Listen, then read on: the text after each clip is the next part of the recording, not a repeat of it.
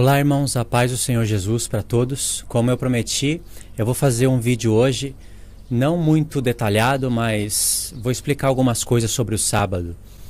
E eu quero mostrar que o sábado, o verdadeiro sábado que há de vir sobre a terra, é o milênio. E eu vou fazer uma conexão através das Escrituras, através das palavras dos profetas, que o sábado, de 7 em 7 dias, ele aponta para o verdadeiro descanso de Deus, para o milênio. Nós sabemos que o sábado, ele é o descanso de Deus. E que Deus, ele colocou o sábado por causa do homem, para o homem descansar com ele.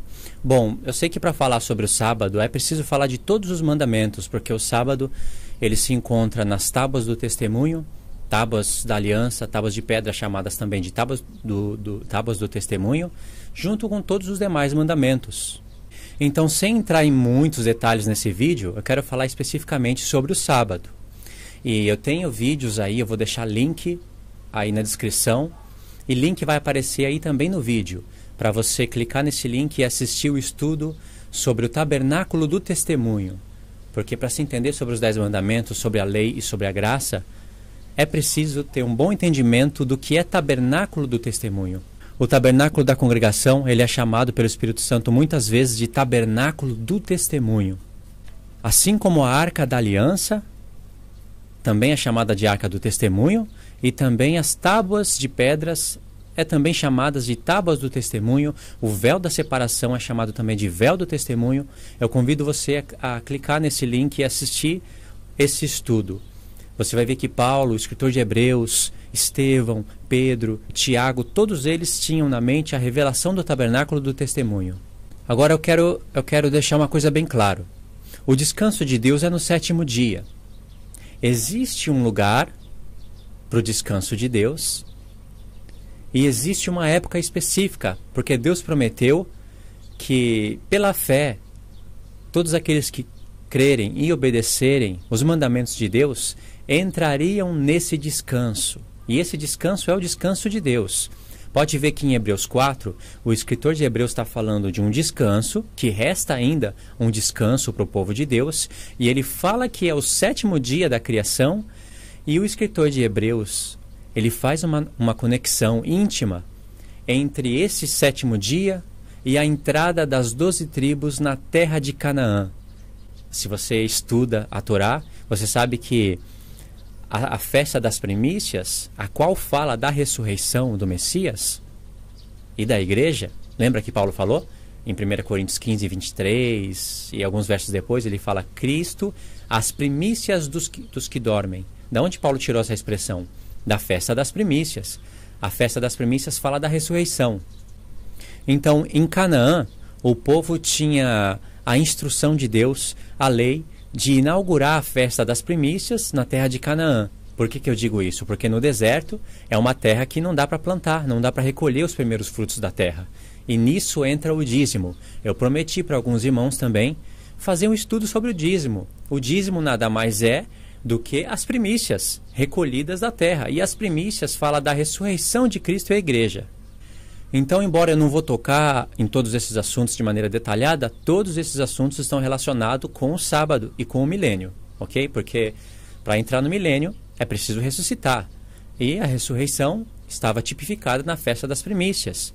E é na festa das primícias que se recolhia as primícias, os dízimos, né? Que um fruto, né, tem que cair na terra através de uma semente, morrer. Se a semente não cair na terra e não morrer, ela não produz frutos, fica ela só.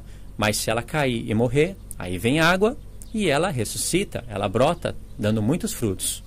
Então, todos esses assuntos estão relacionados. A terra de Canaã, Deus mesmo fala, quando for celebrar a festa das primícias, vocês vão recolher os primeiros frutos da terra. Ou seja, isso só foi na terra de Canaã.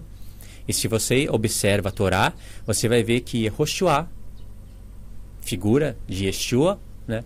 Ele introduziu as 12 tribos, ou seja, o Israel, a esposa de Deus, na terra de Canaã ao 3º dia, que fala a respeito da ressurreição de Cristo. Isso já era uma figura de Yeshua introduzindo o Israel de Deus na ressurreição ao 3º dia, porque nós ressuscitamos juntamente com ele, disse Paulo, porque nós somos o seu corpo. A igreja estava tipificada no seu corpo. E se você observa bem, o escritor de Hebreus está fazendo uma ligação íntima, em Hebreus 4, entre a entrada de Josué com as 12 tribos na terra de Canaã e o descanso de Deus, que é o 7º dia. De maneira que o 3º dia fala sobre o 7º dia. O porquê não vou poder explicar nesse vídeo agora, mas para frente eu vou explicando. Então o escritor de Hebreus ligou intimamente a entrada de Yehoshua com Israel na terra de Canaã ao 3º dia com o descanso de Deus no 7º dia. Você vê que essas coisas estão intimamente ligadas em Hebreus 4. O que tem a ver uma coisa com a outra? Tem muito a ver. Então eu quero que você leia aí Isaías 11. Isaías 11, nós vamos ler do verso 1 ao verso 10. Porém, o verso 1 e o verso 10, em Isaías 11, tem uma tradução que está meio deturpada. E são os 2 versos-chave que estão deturpados, por incrível que pareça. No hebraico, você confere com exatidão a tradução correta. Eu digo isso porque se você for abrir a Bíblia aí e for ler alguma tradução que talvez não seja correta, você vai achar estranho. Então, de antemão, eu já adianto. Mas Isaías 11 diz o seguinte: porque brotará um rebento do tronco de Jessé, e das suas raízes um renovo frutificará. Eu li o verso 1. Em algumas traduções, não vai aparecer a palavra frutífero e nem a palavra renovo. Essas 2 palavras são reveladoras, e algumas traduções vão ocultar essas 2 palavras. Frutificará, essa palavra vem de Ifrani, que é a raiz de Efraim. O porquê que a raiz da palavra Efraim aparece aqui, se você estuda sobre Efraim e Judá através de alguns vídeos meus, você vai entender.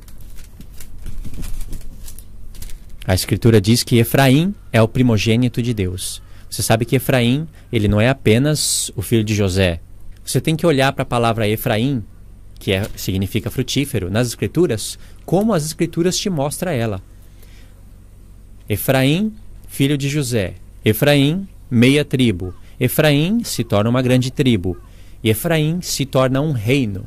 Isso está em Ezequiel 37. Um reino já não é uma tribo só. Efraim se torna um reino e Judá se torna outro reino. Efraim e Judá é a casa de Israel e a casa de Judá. Efraim relacionado com gentios. Ok? Toquei nesse assunto porque tem pessoas que me acompanham. Então eu tenho que mostrar que isso está aqui. Não está escrito de maneira explícita, mas está implícito aqui. Está bem claro. E para você que não conhece sobre Efraim e Judá, é só entrar no meu canal e assistir os vídeos. Ok? Aí eu posso orientar vocês com as perguntas que vocês possam fazer sobre esse estudo. E diz o verso 2: e repousará sobre ele o Espírito do Senhor, o Espírito de sabedoria e de entendimento, o Espírito de conselho e de fortaleza, o Espírito do conhecimento e de temor do Senhor. Quando diz aqui, e repousará sobre ele, se refere à raiz de Jessé, que é o Messias. E diz o seguinte, está falando a respeito do rebento de Jessé, né? do renovo. E diz, no verso 3, a raiz de Jessé, e deleitar-se-á no temor do Senhor, e não julgará segundo a vista dos seus olhos, nem repreenderá segundo o ouvir dos seus ouvidos, mas julgará com justiça aos pobres, e repreenderá com equidade os mansos da terra, e ferirá a terra com a vara da sua boca, e com o sopro dos seus lábios matará o ímpio. E a justiça será o cinto dos seus lombos, e a fidelidade o cinto dos seus rins. Agora presta atenção no verso 6. É contexto, hein? E morará o lobo com o cordeiro, o leopardo com o cabrito se deitará, e o bezerro, e o filho do leão, e o animal cevado andarão juntos, e o menino pequeno os guiará. Você vê aqui no verso 6 que está mostrando uma restauração de todas as coisas. Você vê que os animais eles estão habitando em harmonia uns com os outros. O leão não está comendo o boi. Você vê que o lobo ele não está comendo o cordeiro. O cordeiro é manso. E o lobo não está comendo ele, está morando junto com ele. E o leopardo, o cabrito, o bezerro, o filho do leão, todos eles estão juntos. Ninguém está comendo ninguém. E diz aqui que um menino pequeno vai guiar todos esses animais. Isso é uma restauração de todas as coisas. E continua no verso 7. A vaca e a ursa pastarão juntas, seus filhos se deitarão juntos. Olha que coisa linda. Isso só pode acontecer no paraíso, no milênio. O leão comerá palha com o boi. O leão não vai comer mais o boi, vai comer palha com o boi. E brincará a criança de peito sobre a toca da áspide, e a desmamada colocará a sua mão na cova do basílico, a serpente. Não se fará mal algum no meu santo monte, porque a terra se encherá do conhecimento do Senhor, como as águas cobrem o mar. Agora olha a continuação. E acontecerá naquele dia que a raiz de Jessé, que é o Messias, a qual estará posta por estandarte dos povos, será buscada pelos gentios, e o lugar do seu repouso será glorioso. Que repouso é esse? É descanso. E esse descanso de Deus, nós sabemos que é o sábado, porque ele descansou no 7º dia. E o lugar do seu repouso será glorioso. Qual é esse lugar? Em que contexto está acontecendo o descanso de Deus? Isso é revelação de Gênesis. Então você está vendo que existe um lugar do repouso de Deus. E qual é esse lugar? Esse lugar é quando o lobo e o cordeiro andarem junto, o leopardo e o cabrito se deitar. É quando o leão e o filho do cevado andarem juntos, e um menino pequeno guiar esses animais. É quando a vaca e a ursa pastarem juntas e os seus filhos se deitarem juntos. É quando também o leão comer palha com o boi. O leão não vai comer mais o boi. Ele vai comer palha com o boi. Essas coisas só podem acontecer no milênio, que é a restauração de todas as coisas, depois da ressurreição da igreja. E se você continua lendo, diz que esse vai ser o lugar do descanso da raiz de Jessé, do repouso dele. E acontecerá naquele dia, verso 10, que a raiz de Jessé, a qual estará posta por estandarte dos povos, será buscada pelos gentios, e o lugar do seu repouso será glorioso. Porque se você for pensar nessas coisas que estão acontecendo, uma criança pequena levar um leão e o leão comer palha junto com o boi. Se você meditar em cada um desses detalhes, isso é um paraíso, isso é maravilhoso. Todas essas coisas aqui são literais. Não tem como espiritualizar essas coisas. O texto não te força aqui a espiritualizar nada. Ainda mais sabendo que antes de entrar o pecado no mundo, Adão deu nome para os animais, né? O primeiro Adão, ele dominava tudo, deu nome para os animais e todos os animais andavam em harmonia uns com os outros. E aqui fala do descanso de Deus. Você sabe que Deus descansou no 7º dia e fala que esse lugar seria glorioso. Esse vídeo eu vou finalizar aqui, porque aqui você está vendo, está falando do 7º dia. Não está escrito aqui 7º dia, mas Deus descansou no 7º dia. E ele não apenas descansou, como ele prometeu muitos entrarem nesse descanso. Como nós vamos ver no outro vídeo. Esse vídeo eu falei sobre Isaías 11. No próximo vídeo eu vou falar sobre o Salmo 95. E você vai ver que esse descanso aqui, que está falando do milênio, é o descanso de Deus e que ele ainda prometeu muitos entrarem nesse descanso. Então quer dizer que aquele descanso do 7º dia, o qual está escrito que Deus descansou, é sombra das coisas futuras. Porque Deus vai introduzir um povo no descanso dele. E esse descanso está no futuro e não no passado. Então esse vídeo eu finalizo aqui. Espero que você medite nisso e tem muitos outros versos semelhantes a esses. Antes de você querer descansar de 7 em 7 dias e ainda pregar salvação por intermédio dessas coisas, você tem que analisar o descanso que era feito de 7 em 7 dias junto com todas as outras coisas que eram sombra das coisas futuras, e o descanso que Deus fala é relacionado com coisas que acontecerão somente no futuro. Você sabe que os dois não podem ser realidade. Uma é sombra e a outra é realidade. De 7 em 7 dias não é realidade, é sombra.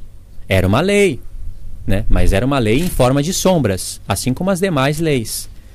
A realidade é o milênio, é o 7º dia. E quando a sombra se encontra com a realidade, o que permanece é a realidade, não a sombra. Então esse vídeo eu vou finalizar aqui. Que Deus te abençoe e te possa acrescentar muitas coisas sobre esse descanso que está por vir sobre a terra, o qual se entra pela fé, e sabendo que a fé não é uma anulação dos mandamentos de Deus, e sim a fé é obedecer os mandamentos de Deus, porque para obedecer os mandamentos de Deus você precisa de obras, né? Através de obras você precisa lutar contra a carne, e na carne habita o pecado, que é a transgressão da lei. Então você vai precisar de fazer obras, de boas obras.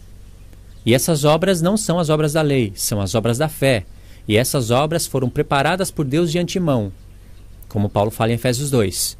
Preparadas por Deus como? Através da cruz.